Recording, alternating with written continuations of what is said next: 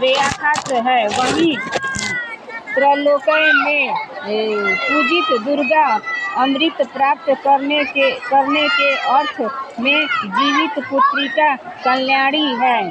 सो इस तिथि को जो स्त्री उस जीवित पुत्रिका की कोई कुश की आकृति बनाकर तुम्हारी पूजा करेंगे तो दिनों दिन उनका सौभाग्य बढ़ेगा और वंश का भी बढ़ती होती रहेगी। हे महाभाग, इस विषय में विचार करने की कोई आवश्यकता नहीं है। हे राजन, सप्तमी से रहित और उदयतिथि की अष्टमी को व्रत करने यानी सप्तमी वृद्ध अष्टमी जिस दिन हो उस दिन व्रत न कर शुद्ध अष्टमी को व्रत करने और नवमी के पारण करे। यदि इस पर ध्यान न दिया गया तो फल नष्ट हो ही जाएगा और सौभाग्य से अवश्य नष्ट हो जाएगा। जीवित वाहन को इस तरह का वरदान देकर गरुड़ वैकुंठ धाम को चले गए और राजा भी अपनी पत्नी के साथ अपने नगर को वापस चले आए। धौम्य द्रौपदी से कहते हैं, हे देवी, मैंने यह अतिशय दुर्बल व्रत तुमको बताया है। इस व्रत को करने से बच्चे दीर्घायु होते हैं। हे देवी, तुम भी पूर्वोक्त विधि से यह व्रत और दुर्गा जी का पूजन करो तो तुम्हें भली अभिलषित फल प्राप्त होगा। मुनिराज धौम्य की बात सुनकर द्रौपदी के हृदय में एक प्रकार का कौतूहल उत्पन्न हुआ और पूर्ववासिनी स्त्रियों को बुलाकर उनके साथ यह उत्तम व्रत किया। गौतम ने कहा, यह व्रत और इनके प्रभाव को कोई एक चिहनी ने सुन लिया और अपनी सखी सियारिन को बतलाया। इसके बाद पीपल वृक्ष की शाखा पर बैठकर उस चिहनी ने और उस वृक्ष के खोते में बैठकर सियारिन ने भी व्रत किया। फिर वही चिहनी किसी उत्पन्न ब्राह्मण के मुंह में यह कथा सुन आई और पीपल के खोते में बैठी हुई अपनी सखी को सुनाया। सियारिनी ने आधी कथा सुनी थी कि उसे भूख लग गई और उसी समय वश में भरे हुए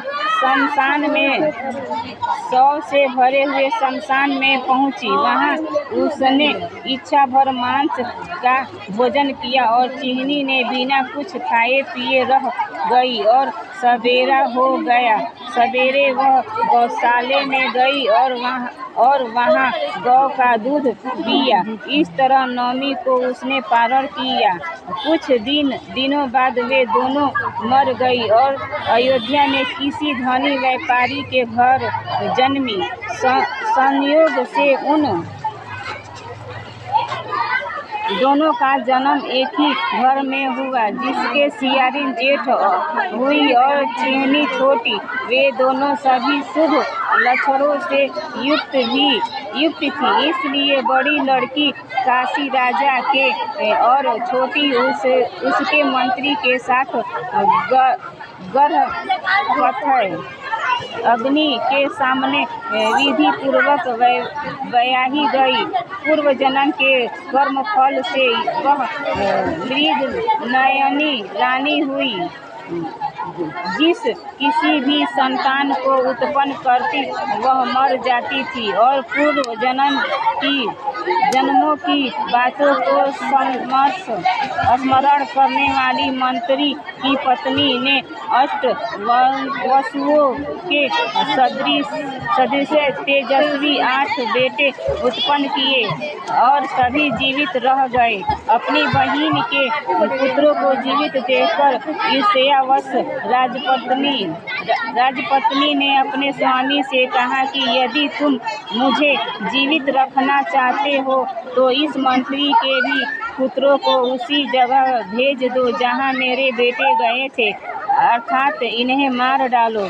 यह सुनकर राजा ने उस मंत्री के पुत्रों को मारने के लिए कई प्रकार के उद्योग किए, पर मंत्री पत्नी से जीवित पुत्रिका के पूरे बल से बचा लिया। एक दिन राजा ने अपने आदमियों से उन पुत्रों को सिर कटवाकर पिटारी में रखवाया और वह पिटारी उनकी माता के पास भेज दिया, किंतु वे 8 सिर बेशकीमती जवाहरात हो गए और भले चंगे वे 8 लड़के अपनी माता के पास वापस चले गए। उनको जीवित देखकर राजपत्नी को बड़ा विस्मय हुआ। बहन, तुम कौन सा ऐसा पुण्य किया कि जिससे बार बार मारे जाने पर भी तुम्हारे बेटे नहीं मरते? इस पर मंत्री की पत्नी ने कहा, पूर्व जन्म में मैं चिहनी थी और तुम सियारिन। दोनों ने व्रत किया था। तुमने व्रत के नियमों को भली भांति पालन नहीं किया था और मैंने किया था। इसी दोष से हे बहन, तुम्हारे बेटे नहीं जीते और रानी, अब भी तुम उस जीवित पुत्री का व्रत को करो तो तुम्हारे बेटे दीर्घायु होंगे। मैं तुमसे सच सच कह रही हूँ। उसके कथानुसार रानी ने व्रत किया, तभी से उसके